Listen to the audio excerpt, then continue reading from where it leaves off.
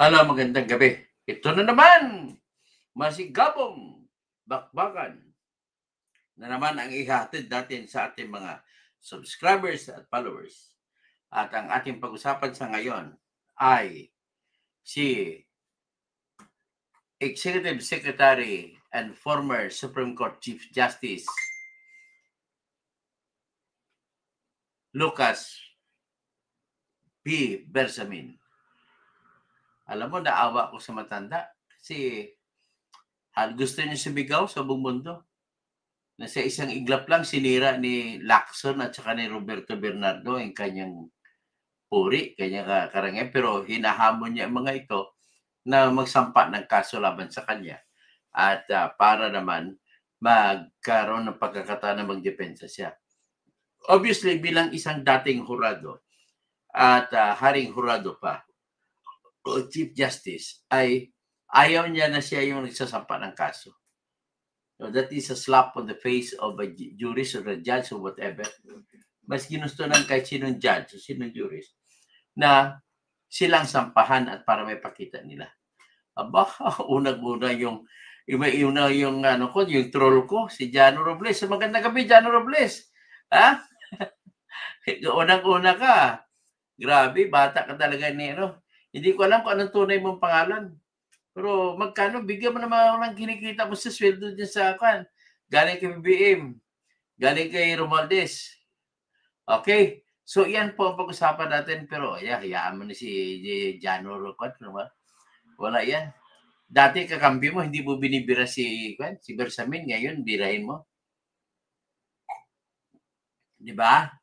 O, sige, kwento ka lang dyan. Jano Robles, basahin ko mamaya ang ikwento mo. Okay, ipalabas ko muna po yung salita, yung interview kay Chief Justice Bersamin. Nawa ko sa matanda. Ito po, interview kay Lucas Bersamin.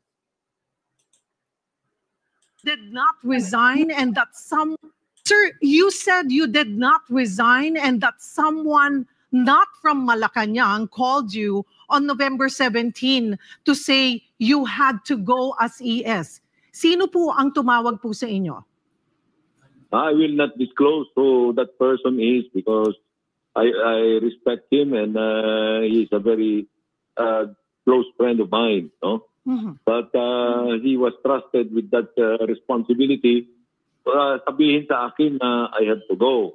Mm-hmm.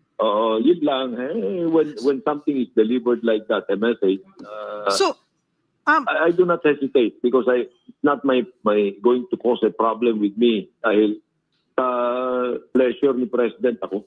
Opo. So, ang malinaw po ay galing po talaga sa palasyo, pero nautusan po itong kaibigan po ninyo na very close sa inyo na siya ang magsabi po sa inyo.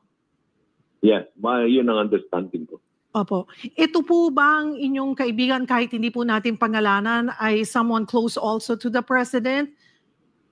Well, I presume that because the message was very clear that I had to go. Ako naman, hindi naman ako linta. Mm-hmm. So, I got the message and I had no problem.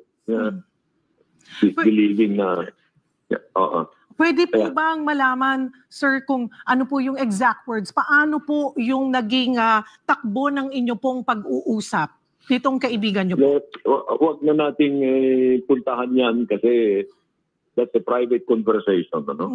I don't like to give that more mileage than necessary. What is important is the message was clearly relayed to me. Mm-hmm. What was your reaction while hearing those words po? Ano? Ano po ang inyong naging reaksyon? Wala. I was not even disappointed. I was expecting that to, at least, nakatanggap ko yung message. Hindi ako yung tao na I would like to stay longer when there is no more welcome mat. Nagkaroon na ho ba kayo ng pagkakataon man lang na makapag-usap po ni Pangulo about this? Magmula po nung kayo... Yes, of course, there was already an occasion na face-to-face. And I was alam mo, relieved ako as if there was a heavy burden lifted from my chest. I was relieved kasi nakatatlong taon na ako mahigit dito sa trabaho na ito. Around 2 p.m., balikan ko lamang po yung mga una niyong nasabi. Around 2 p.m., the PCO announced you resigned out of delicadeza, sir. Pero sabi niyo nga po, hindi pa kayo nagsusumite ng anumang resignation letter noon. Yeah. Paano niyo po tinitignan yung hakbang na ito ng PCO? Wala naman. That's the job of the PCO na mag-announce. Baka mayroong instruction to announce. But I just would like na ituwid yung news na nag-resign ako out of delicadeza. Magandang pakinggan yun pero hindi naman yan ang nangyari. Okay? Kung out of delicadeza na nag-resign ako, di mayroon sana sulat sila na lalabas. But they accepted nothing. They accepted not my resignation. Ang sulat na sinulat ko kay Presidente, pinirmahan ko lang ng towards the end of yesterday. Before I left the office to bring out my things. And that was the only time I wrote a letter. And in that letter, I did not even say I resigned. I only said that I am submitting myself to the President's discretion, to the President's prerogative. Wala naman. Hindi naman issue sa akin yan. Lang po ay talagang magalang na tao talaga ito si Chief Justice. Ginagalang ko pa rin siya, si Chief Justice Bersamin. Kasi ang naging action niya, parang although nasaktan siya, ay kinikilala pa rin niya na hindi siya na dapat na magkisawsaw na dyan. Okay? Kasi sa kanya tingin, as a matter of personal privilege sa kanya, yung nawala sa kanya, yung nadamage siya. But then, he is even insisting and encouraging kung sino man yung nag-akusa sa kanya, nakasuhan siya. Okay, ano bang akusasyon sa kanya? Una, kung bakit siya ganong nangyari. Una, in all honesty, a few days before dyan, naglabas po ako sa sarili ko na trabaho. Naglabas po ako ng isang ghost project, flood control project, dyan sa San Jacinto, Pangasinan. Lumalabas dun sa kontratang pinirmahan na ipinakita ko yung kontrata na ang contractor ay yung Silver Wolves at saka Lux Golden Dragon na ayon sa aking source na hindi naman ito ginawa. 198 million. At ayon sa aking source, ang naglalakad talaga niyan ay yung si Adrian Bersamin, yung apo sa tuhod ni Lucas Bersamin. So, I thought all the while na baka konektado yun sa kanyang pagkatanggal. Well, the truth of the matter is tinanggal siya. Hindi siya nag-resign. Tinanggal po siya. So, ngayon, ang kanya nga lang hinihimutok dyan, there was no problem completely in him na anytime na gusto siya palisin, aalis siya. And there should be no need for him to be compelled to resign.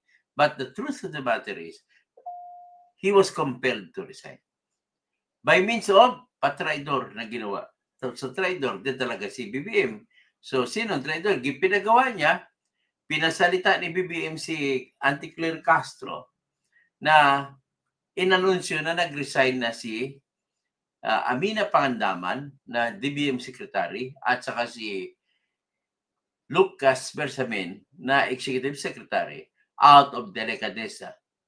At sinasabi, dahil po nabanggit sila sa 100 billion insertion na sinasabi ni Saldico na pina-insert ni BBM para sa Bicameral Conference Committee level. At yun nga, yung unang pagbalita yun, unang paglabas ni Saldico, natagalan, sa totoo lang, shock sila. Shock sila lahat. Kasi bakit? Ang tagal nila nakamove eh. So dahil sa shock na yon, ilang TV na nilabas, ilang video nilabas ni Saldico, ay Hindi sila makamove on doon sa sinasabi ni Saldico na tumawag at binigyan pa siya, tumawag sa kanya si Secretary Amina Pangandaman.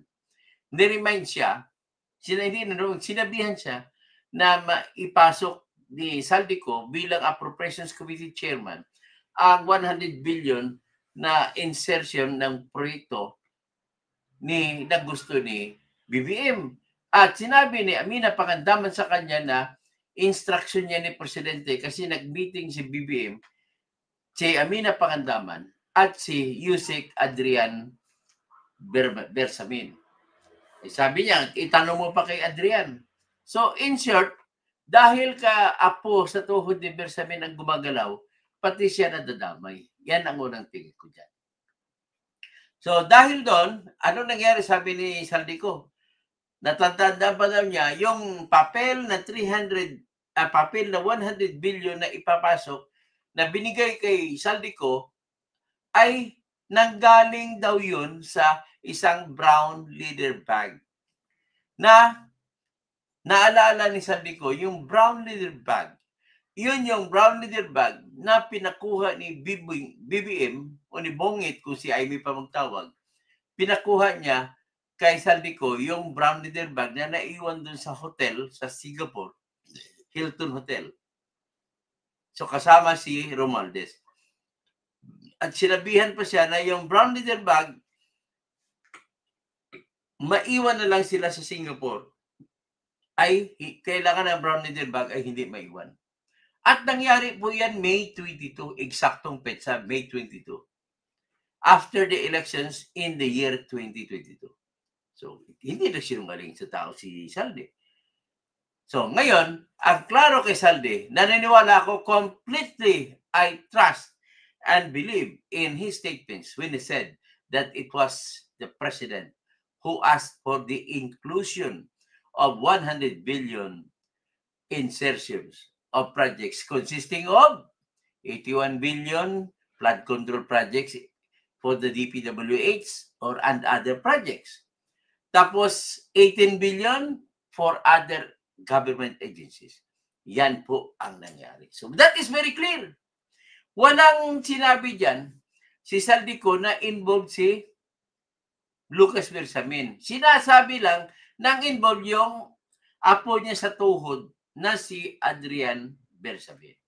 So pagkatapos niya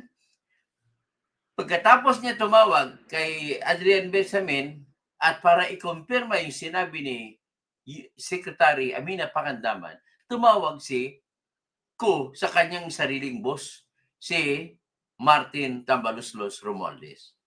At kinumpirma naman ni Martin na yung pagpapasok o pagsingit ng 100 billion na budget. Kaya, totohanan yun. Ngayon, anong nangyari? Siningit ni Saldi kasi yun, mga bandang October to November.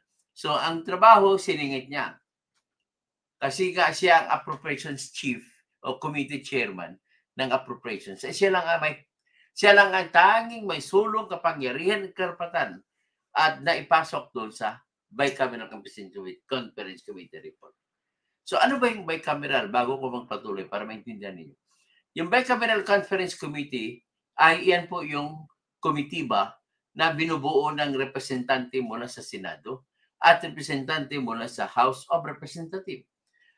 TIBS. Ngayon, ang trabaho nila po ay i-reconcile o pagtutugbain yung nagkaiba-ibang mga probeso ng mga budget na nilagay ng mga congressmen sa House na version at saka yung nagkakaibang mga budget din na nilagay ng Senado sa kanilang Senate version ng budget law.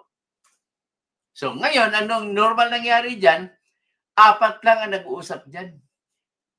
Sa side ng Senado, si Chis Escudero at saka si Grace Poe.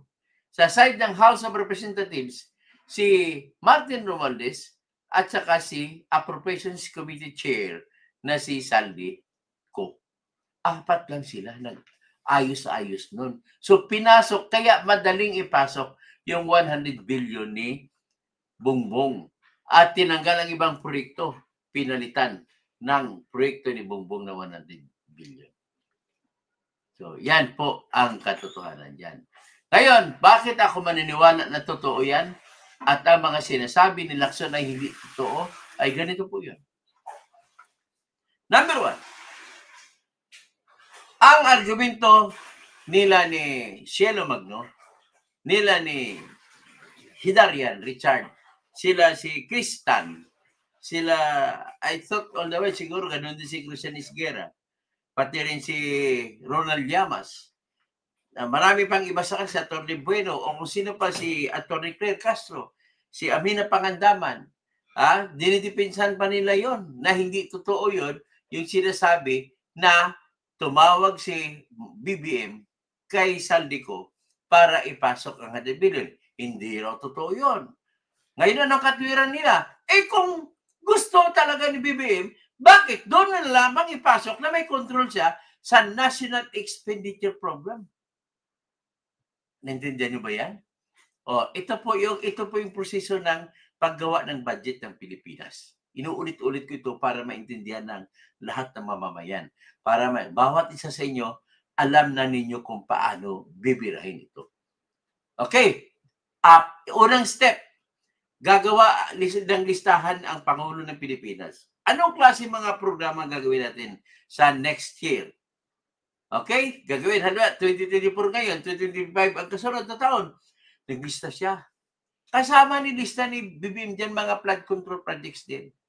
Na mga lahat ng pinasok ng mga kakampi niya, congressman, andyan na rin, mga kakampi niya, senador, mga kakampi niya, mga opisyal ng bayan, andyan na rin. So, nandiyan na. First step yan, unang hakbang. Pangalawang hakbang, ipasa ng Department of Budget and Management doon sa House of Representatives. Sa House of Representatives naman, magkaroon ng 3 readings at pagdating sa committee hearing at pagdating naman sa period of amendments na tinatawag nila, which is the second reading, ay halukayin na naman nila. Mawawala ngayon ang gusto ni Bongbong na project. Mawawala. Papalitan ngayon ng mga congressmen ang gusto ng proyekto. Ganun na nangyayari. Kaya nais ko lang sabihin kay Sir Ali Macabalang na pinakamagaling na journalist dyan sa Barm Region at isa rin sa magaling na journalist sa Barm Region na actually mga national reporters ito pati si Nas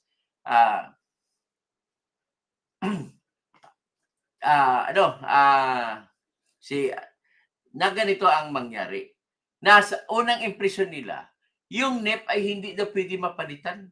No, mali po kayo. Ang NEP, National Expenditure Program, yun yung unang hakbang na listahan ng gusto ng Pangulo ng mga proyekto. Mapapalitan niya. Kasi sabi ko nga, sa pangalawang hakbang, yayariin ng mga congressman, ng mga tirador yan. Hindi Dr. Clodo Tirador. Ngayon, pag niyari yan, pagkatapos nila pagbuto-butuhan sa third reading, ipasa na naman nila sa pangatlong hakbang doon sa Senado. Sa Senado naman, ito naman, banat na naman, halukayin na naman kasi marami silang gustong ipasok din. Kani-kanyang senador, kani-kanyang proyekto din. Nalagay na naman doon. So, pag nalagay na nila, natapos na. Nagbuto-butuhan ng senador, tapos na. Pero ang resulta, iba yung mga projects na nakalagay sa version na ginawa ng House, iba rin ang resulta ng mga projects sa ginawa ng House ng Senate of the Philippines. Magkaiba-iba. So, kailangan magkaisa yan bago pirmahan ng presidente. Paano gagawin? Hindi, na-imbento yung tinatawag na Bicameral Conference Committee. So, ito, nagpadala ng representante ang House of Representatives, nagpadala din ng kasariling representante ang Senate at magkita sila sa tinatawag na komitiba na kung tawagin nila bicameral. Ano ibig sabihin ng bicameral? Dalawang kameral. Ang kameral kasi, termino na ginagamit pag sabihin mo House, Senate, yan mga kameral ang tawag doon. Okay? So, Bicameral Conference Committee. So, lahat representante ng Senado at representante ng House of Representatives ay magkita-kita at mag-usap. O sabihin, ano ang gagawin natin? Kasi ang version ng House, malaki. Ang version ng Senate, iba rin na gusto nila. So, doon na po magpanagpo yung tinatawag na yarian. So, yan po ang dahilan kung bakit ginagawa nilang confidential ang bicameral conference hearing, committee hearing. Guys, sa bicameral conference committee, maraming kasama representante. Pero, ang nag-uusap lang dyan ay 4 na tao at kanilang mga technical working group. Ang 4 na tao dyan ay sa Senate, si Chis Escudero, at saka chairman ng Finance Committee na si Grace po. At sa parte naman ng House of Representatives ay si Speaker Ferdinand Martin Gomez Romualdez at saka si Congressman Elizalde Salceda Co na siyang chairman ng Appropriations Committee. So sila na mag-uusap. O ngayon, pag mag-usap, magkaroon ng kompromiso. O sige, ipasok lang ito kay Presidente. Itong gusto ni Presidente. Tanggalin mo na yun sa inyo. O kayo naman mga senador, ito na, sino mamili na lang kayo dyan. Huwag na kayo tirahan. Ito na para matapos na mapirmahan ng Presidente. Anong nangyari? Mr. Lacson, ano nangyari? Kaya sino makinig lang Mr. Lacson, nagpapagpanggap ka na magaling ka sa budgeting. All the while, ang ginagawa mo, hindi ka naman magaling. Nag-imbento ka na ng kwento para may salva mo si BBM. So anyway, proceed tayo. So, ito na ngayon. Nang natapos na nila, noong December mga October, ay ipapasa na nila ngayon sa Office of the President. So, natapos nila. Ito ngayon, mga technical working group, ang pamamaraan nila, pag singit ng kanilang proyekto, tatanggalan muna nila ng amount, ng budget, ito mga ibang item na nakalagay. 0, 0, 0 muna.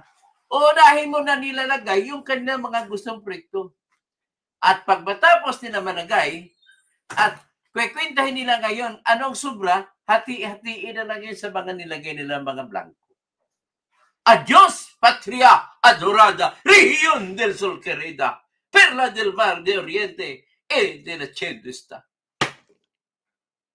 Ang nangyari, nakalibutan ng mga technical working group kasi obligasyon nila, pag matapos na ng bicameral version, ay i-report, padalhan kopya ng isa pamamagitan ng email ang lahat ng congressmen at ang lahat ng senador. Padalhan ng kopya ng final copy na pinag-usapan. Diyos, sabi ko, patria adorada. Ang nangyari, ang in-email, mga walang laman, blanco. Yun po ang nangyari. Kaya, nagreklamo kagad ang natanggap na email ni Congressman Ungab ng Davao City 4th District ay blanco. Ang natanggap din ng email na makabayan congressman na si Congressman Franz Castro, si Congresswoman Arlene Brosas, at kay Congressman Raul Daniel Manuel ay blanco rin. So, na-confirma na blanco. Pero yung iba nakatanggap ay hindi na blanco kasi nahabol. Yan po ang totoong nangyari. So, Lacson, paano mo sasabihin na si Bersamin ang may kasalanan na 100 billion? Tapos, napatunayan yung 100 billion na siningit ay inamin din ni Lacson. Noong una, ayaw niya, kinukontra niya. Ngayon inamin niya na totoo. Ito naman si Amina Pangandaman at saka si Attorney Claire Castro na spokesman o spokeswoman ni BBM ay sinabi niya, hindi maaari maging totoo yan na sumingit si Presidente BBM. Bakit kako? Kasi 100 billion ang gusto niya ipasok, pero bakit naman na ang binito ni Bongbong ay 194 billion? Bago kayo magsalita po, Madam Claire, abogada po kayo. Ang abogado at abogada ay ini-expect na magsalita kung may basihan na ebidensya. You're not allowed to speak as a lawyer, even you're acting as a spokesman o spokeswoman. Kaya ito, ipakita ko ngayon sa inyo, sa screen na ito, ang kung magkano, ano ang Benito Ordinis approved ni Bongbong Marcos para masettle na nagsinungaling si Auntie Claire. Or hindi man siya nagsisinungaling, ay nagsalita siya ng hindi niya alam. O ito po, ito na, ito na, ha, ha! Buri, ito na. Saan na ba yun? O, ito yung veto message o disapproval message ni BBM. Ito na. Ito.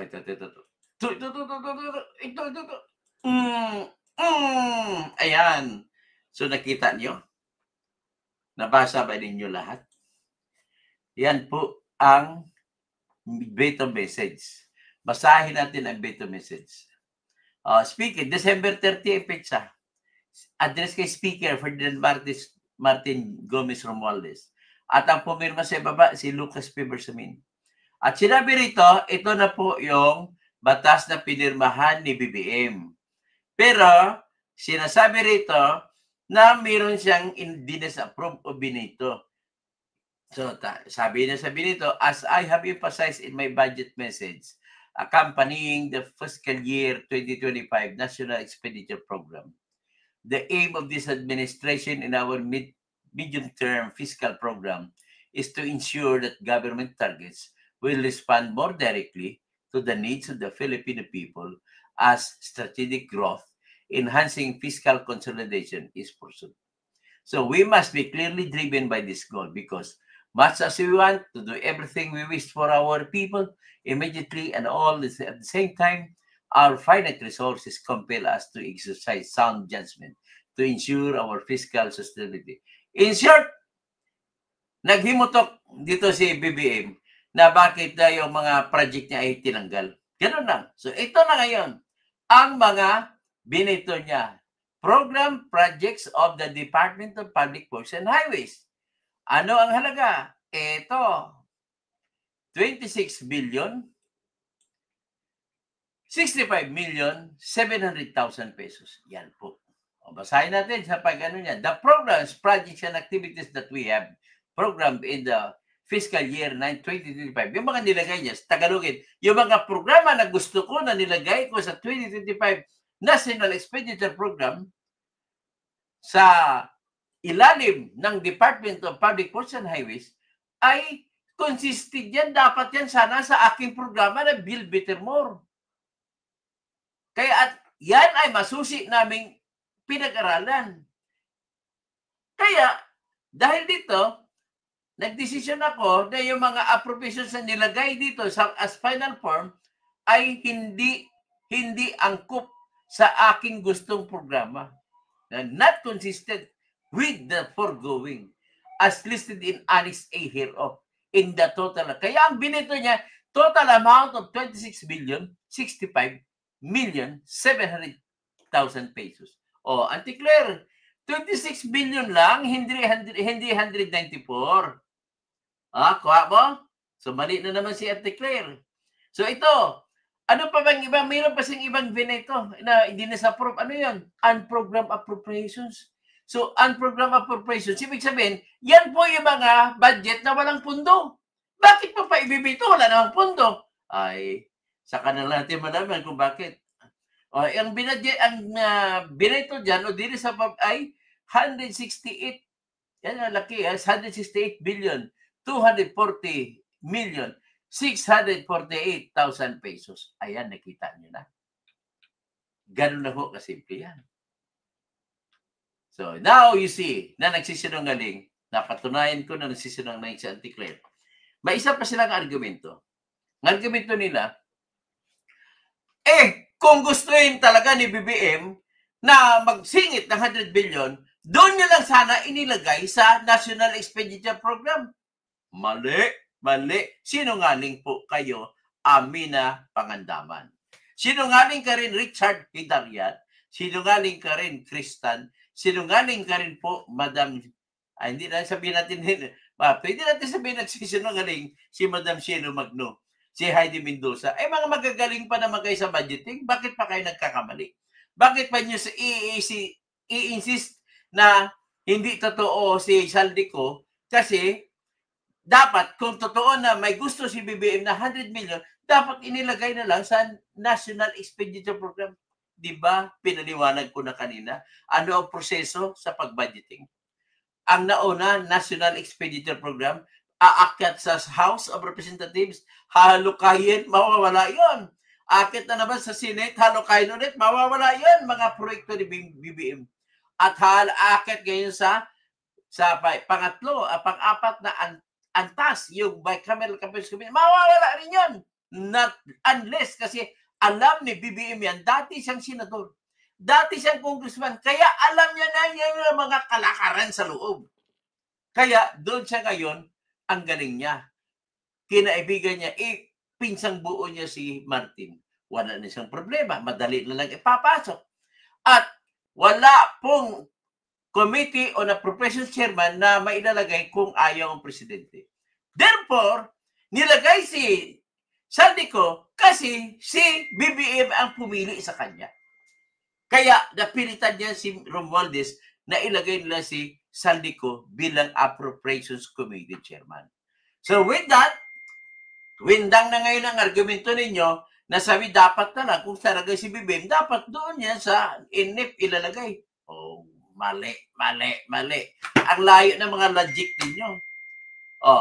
Kasunod na logic. Oy, Tom Camotes. Ang kasunod na logic ay ganito po. Bakit ako maglalagay sa NEP na sa pangalan ko nakalagay? Hindi, kung titirahin ako ng tao, alam na this na akin yun.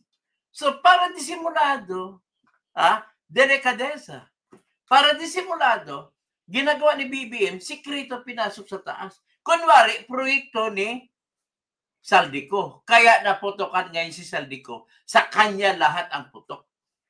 Kasi nakapangalan sa kanya ang lahat ng insertion. At saka, sino ba siya na congressman? Bakit pumayag ang Senate, pumayag ang House, na ilagay ang mahigit 100 billion na gusto ni Saldico? So, nagsisinungaling na ngayon si Lacson dito. Bisitahin natin ngayon yung aligasyon ni Lacson.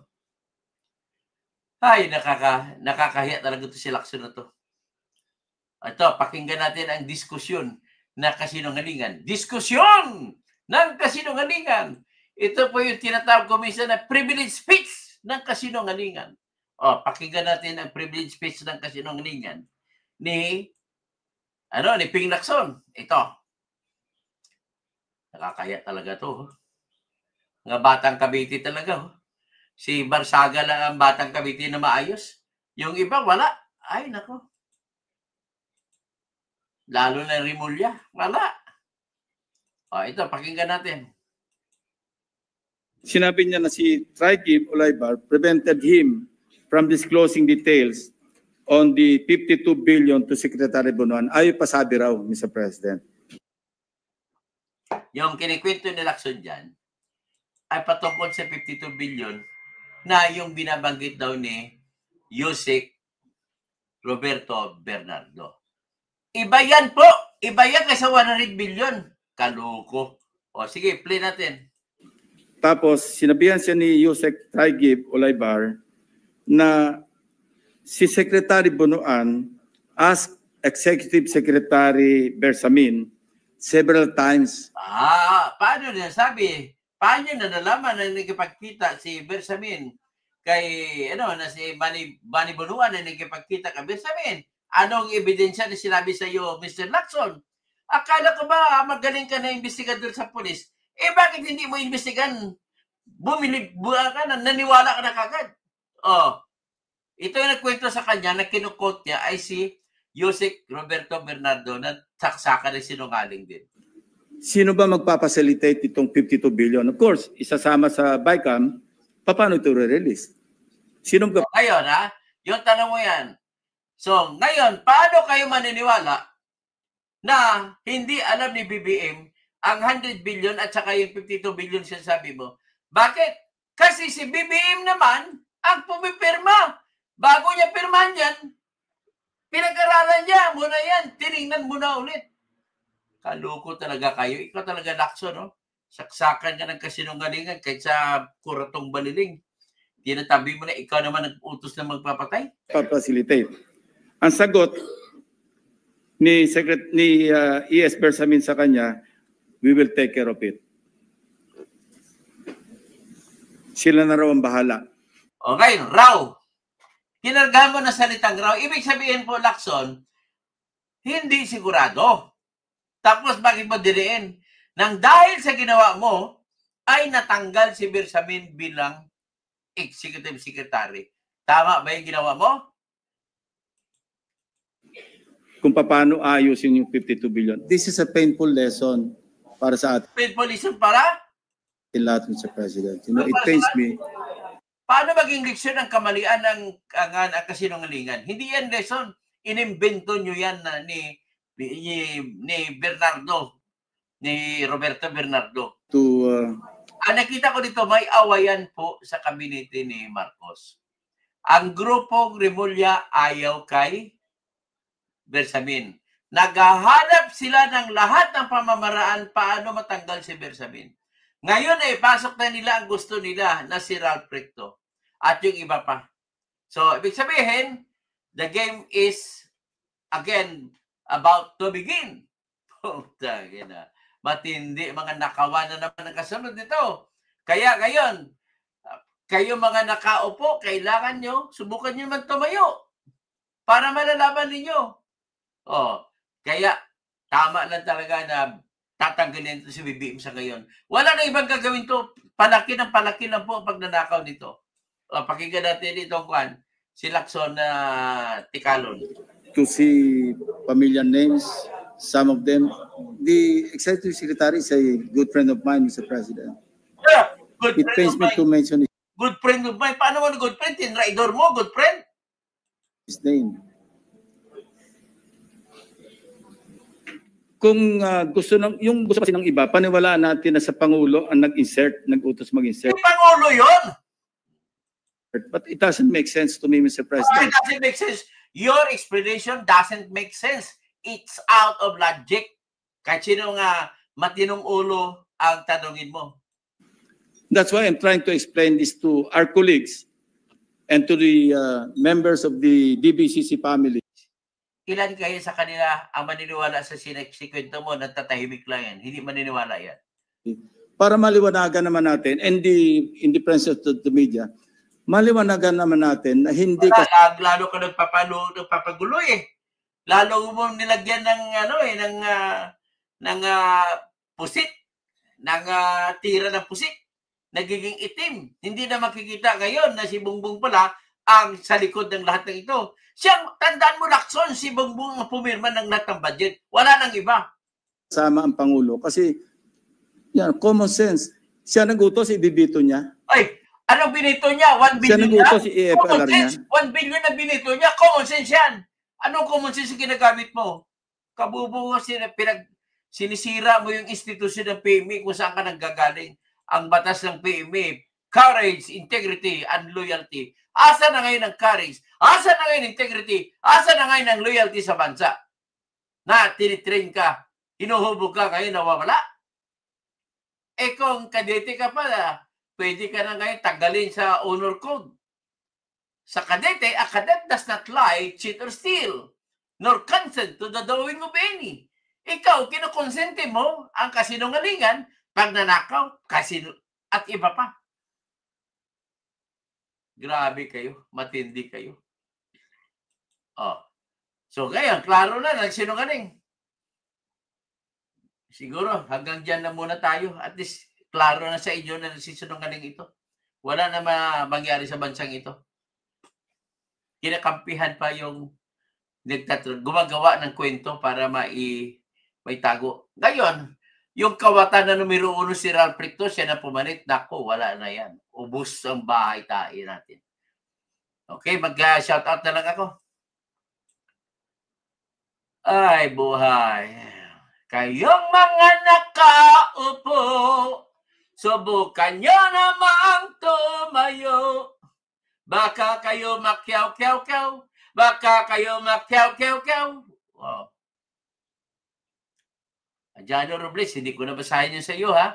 Kasi Jana, tinitira mo rin ako. Bata ka ni Tolpo, eh. Sirlito Pornias, karma lang yan dyan. Katraidoran mo, kadigong. Bahala na sila magbabiran. Bakit si Digong? Anong kinalaman ni Digong dito? Nasa kulungan na yan. Ano ka ba, Sirlito Pornias? Walang kwenta yung mga comment na gano'n. Dapat pinag-usapan natin na sino ang kabataan ngayon. Ha? Kabubo naman, oy. Jano Robles. Si Bergie Piquero, di pa mag-resign habang may nakawan. Pang pera, habang may nanakawin pa, mag-uutang pa sila ulit. Nagbenta pa sila ng 25 billion of gold. Okay, di pa mag-resign, ano? Tapos sino pa? Si Elcid Pablo. Tinanggal siya ni Bangag. Yun, si Bangag nagtanggal kay Iis Bersamin. Roel Domingo, good morning, sir. Watching from San Diego, California. Good morning, Jan. Rico Dalangpan, Ricoleto. Good evening, sir. Dr. Toto Kausing, kaya natin to watching here in Plaridel, Misamis Occidental. Maayong gabi kaninyo diha sa Misamis sa tanan, sa bugkos nga Misamis Occidental. Apil na diha sa Osamis, sa Oroqueta, sa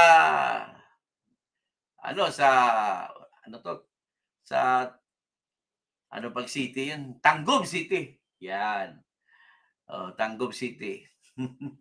Lalo na dyan kay Joby Lungay. Aywan ko anong pangalan. Buhay pa ba si Joby Lungay? Kaibigan ko sa Mindanao State University nung araw pa. Si Nuclear Castro. Ano ba yan? Matatanggal na lang pagpapadaan pa sa taong labas. Tapos, si Lagdamio siguro. Si Lagdamio siguro yung taong labas na tumawag. Ianaho Herving, nilaglag ang Chief Justice natin. All lawyers should rise up in arms. Jano Robles. Ayun.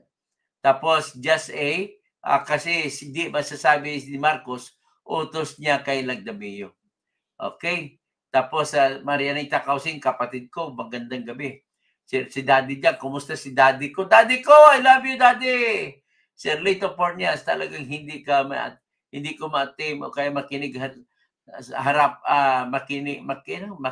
harapan sa taong adik gaya ng tatag ng sikmura ng mga cabinet members. O nga, kung ikaw ba adik, Sirlito, kaya ka ba? Kaya ba humarap sa presidente na adik, mag-meeting-meeting kayo? Nako. Honda Vega, Toto Kausing, please bawa ka, Toto, please tirahin mo yung Sito Motorgo, Tambaluslos, si Kirat Bunyog, Congressman Kuno. Bakit naman? Ambisyoso. Denby Elacion, Jackie Q. Good morning, sir. They're acting their own now, on their own. Okay. Yasmin Martin, grabe parang bulati na ang gobyerno natin, Dr. To, hindi na nila alam anong ang pinto palabas. Kaya nagkagulo-gulo at nag-resign na sila. Soothing and meditation, Bangag, the best conman artist, parang maraming nabudol at trilyon ang ninakaw. Tama ka sa sinasabi mo yan. Frank Luke, Katoto, to verify precisely if true or fabricated, yun ang sinasabi ni Saldi, edi ipakuha sa main server ng Smart or Globe yung tawag sa kanya at ano na yan hindi pwede Frank kasi may tinatawag na violation of privacy of communication. Pero pag nakasuhan siya ay baka magkaroon ng issue ng constitutional issue. Pwede naman niya ibigay. Total, willing naman siya lumabas. Sabi niya, nangako siya, ilabas niya ang lahat ng ebidensya na may hawak siya. So, Teo Carito, sorry Katoto, hindi na kita talaga kayang pakinggan pa. Ganun ba? Kung hindi mo ko kayang pakinggan, okay lang po. Pwede ka na pong, huwag na manood sa akin po. Mimi Authority, evening, sir. Romel Bingson, naimbang grabe, kada kayo amin, tirador, o naimbang grabe, kapsat ko.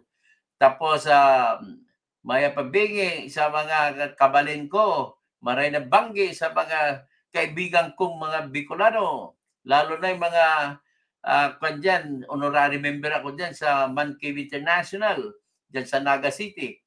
Michael Samos, Bading, wala to. At Lina, mauna ka. Tapos, hindi ko nabasahin yun ng Michael Samos, yung sinasabi mo, wala namang kalatoy-lato yan, malayo sa topic.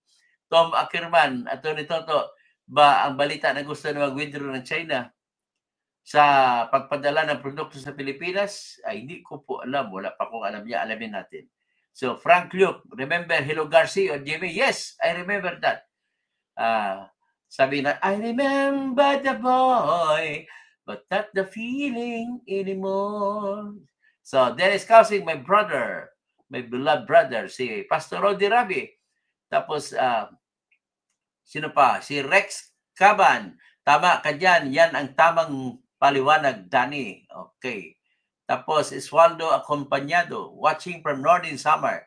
Oy, maupay nga gabi sa inyo dyan sa Northern Samar, sa Western Samar, tsaka sa Eastern Samar, sa Leyte, sa Pano, sa Tacloban, dyan sa maayong gabi po sa tanang mga taga Southern Leyte. Mga sa Liluan, sa Leyte, hindi si Liluan, Cebu. Jan Baptist, ibang klase ang Marcos admin, abnormal. Ramon, oy, Sir Ramon, salap ko din, it's not good for a nation when the leaders become... Pinabitin mo pa, Sir Ramon. How are you? I want to see you again. Andiyan ka na ba sa Tawi-Tawi? Sir Lito Pornias, itong si Coratong, ang halimbawa sa kasabihan, ang katalinuhan ay hindi tanda ng matinong kaisipan. Baby, si Dr. Toto ay palagi nagsasabi ng totoo, magaling na mamahayag at mag-imbestiga dahil nakasama ko yan sa journal group. Ay, sino ba itong bibi nito kasama ko? Panoorin pa, panahon pa ni Boss Max Buwan. Ano ba yung pangalan mo, Bibi? Bakit Bibi? Magkaibigan, magkasama pa na tayo sa Journal Group of Companies eh. Ako po ay dating editor sa People's Journal Tonight. Okay?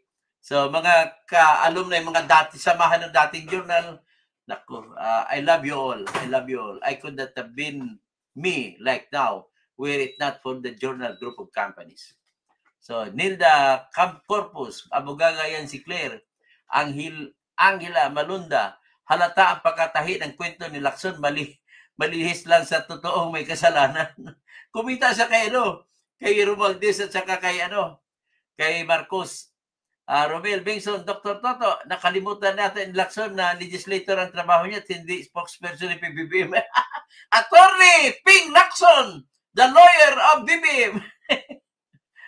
Kamotes News. Tom, magandang gabi. Dr. Kasing, ikaw lang ang tunay na pinakaparehas mag-analyze sa mga issues natin sa Pilipinas. Maraming salamat at nagustuhan mo ang aking analysis. Jan Baptist, abnormal talaga ang administrasyon ngayon. Mantakin mo ilang beses na nagpalit, ES, PCO, SEC, PCO, Spokes, Senate President, Speaker, ngayon umuugong ulit na papalitan si D. Pero ayaw pa din aminin, ay malamang mapapalitan na po yung the great Ilocano Isabela leader na si Budget D. Sir Lito Pornias, ito na, okay, si Shawarma. Wow, kamasarap na namamiss ko shawarma. Gusto kumain ng shawarma. Nakinabang kasi ang kampanya ni Lacson na sa 100 billion, kaya ganyan, makaprotect kay BBM. Shirley Lou Bigtas, Lacson, dapat may bayag tayo ha? MG Fern, si Lacson ang nagkwento na kanotarize ba yan? Kasi importante sa kanila na kanotarize. Pati Pingas, paano ka magmaniobra, Mr. Coratong Baliling, sa kaso ng Dacer Corbeto? How will I trust you? MJ Fern, Tikalon. GJA, yung nanay ko nga, hirap makalusot ng piso. Paanong music ang mastermind sa billion-billion? Sinong niloko ni Lacson? Milagros Alcobers, Sara ang gusto ni Toto na maging presidente. Bayad na yata siya. Ay, hindi pa ako bayad. Wala pa akong bayad.